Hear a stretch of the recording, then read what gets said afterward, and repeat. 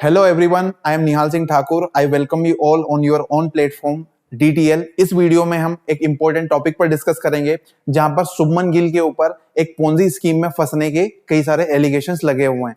अभी हाल ही में तो करंटली वो जो BGT है, बॉर्डर गावस्कर ट्रॉफी है, ऑस्ट्रेलिया में जो ऑर्गेनाइज की जा रही है, उसमें टेस्ट मैच खेल रहे हैं। लेकिन क्या उनकी गिरफ्तारी हो सकती है?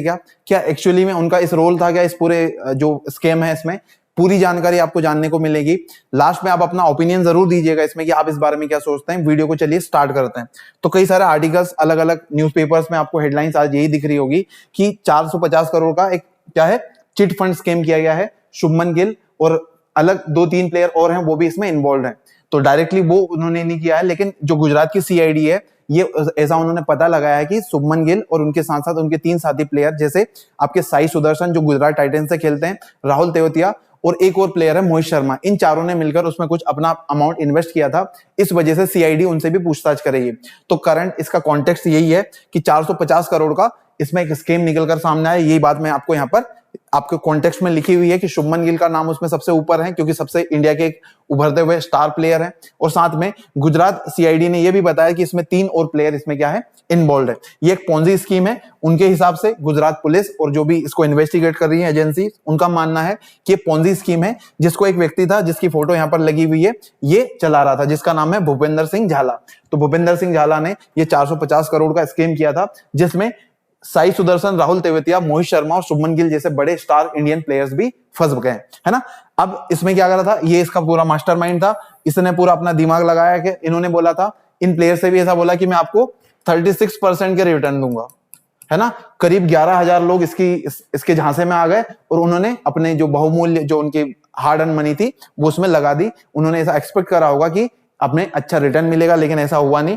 और पिछले कई दिनों से ये क्या कर रहा था, एक्सपॉन्डिंग था, मतलब भाग रहा था पुलिस से बचकर। लेकिन फाइनली अभी 1-2 दिन पहले इसको पकड़ लिया गया है और इससे अभी पूछताछ की जा रही है, जिसमें उसने ये बताया है कि शुभमन गिल से भी मैंने यहाँ पर पैसे लिए थे। तो 1.95 करोड़ शुभमन गिल ने दिए थे। बाकी साई सुदर्शन और ये बाकी के जो 2-3 प्लेयर्स हैं, उन्होंने थोड़ा सा कम अमाउंट दिया था, लेकिन शुभमन गिल का यहाँ पर सबसे ज्यादा कॉन्ट्रीब्यूशन था। मैंने आपको ऑलरेडी बता दिया, छोटे छोटे अमाउंट में कई सारे लोगों से इसने इकट्ठा किया। ये पोंजी स्कीम होती है, स्कैम्स ऐसे ही होते हैं, चिट फंड स्कीम, कि कई सारे लोगों के पास जाते हो, आप उनको झांसा देते हो कि आप 1 लाख रुपए दो, हम आपको कुछ ही दिनों में 1 से 2, 5, 10 जितनी उनकी मर्जी है उतना बता देते हैं। कई सारे स्कैम्स इंडिया के अंदर होते हैं, कुछ सामने आ जाते हैं, कुछ चलते रहते हैं। आप आपके आसपास देखिए कि आपके आसपास कोई ऐसा व्यक्ति है जो इस तरह की कई स्कीम में फंसा हुआ है। अगर ऐसा है तो आप कमेंट में जरूर बताइएगा।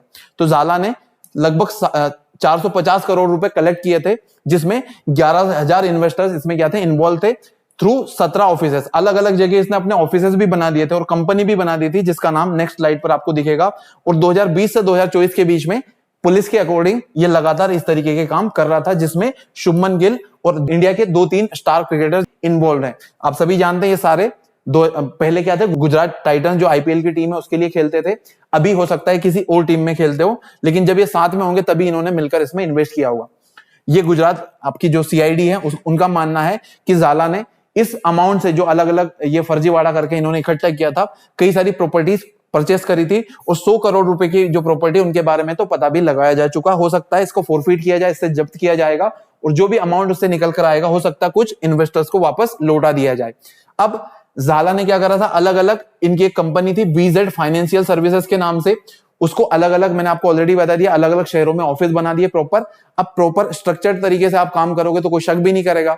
तो इस तरीके से इनका काम चलता रहा और ये लगातार पैसे कमाते रहे, लेकिन बाद में उसका भांडा फूट गया और अभी ये क्या करेंगे, इन पर लंबी जांच बैठेगी।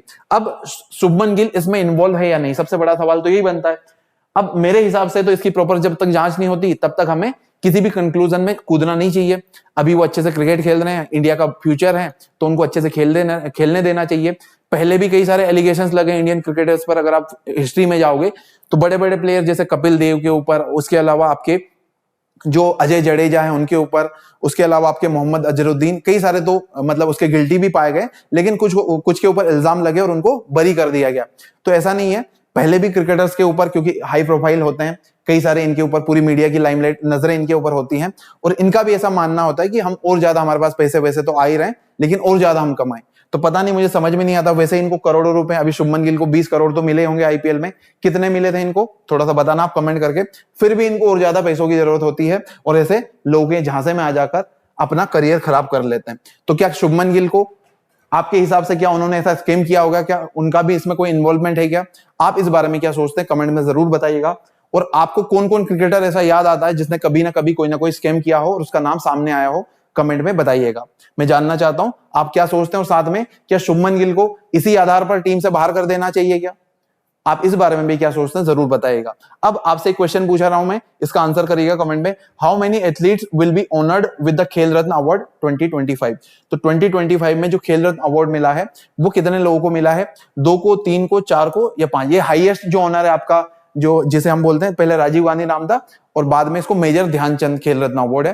तो उससे किसको नवाजा गया है, कितने प्लेयर्स को, ये आपको बताना है कमेंट में। कल अगर आपको इसके बारे में देखना किन किन को मिला है तो कल हमने एक वीडियो डाला था इस पर, डिटेल्ड वीडियो, वो आप जाकर देख सकते हो। और इस वीडियो की जो पीडीएफ है वो भी आपको डिस्क्रिप्शन में उसकी लिंक मिल जाएगी, वहां से जाकर आप डाउनलोड कर सकते हैं। इस वीडियो में इतना ही। आप अपना ओपिनियन जरूर दीजिएगा शुभमन गिल के बारे में, आप क्या सोचते हैं।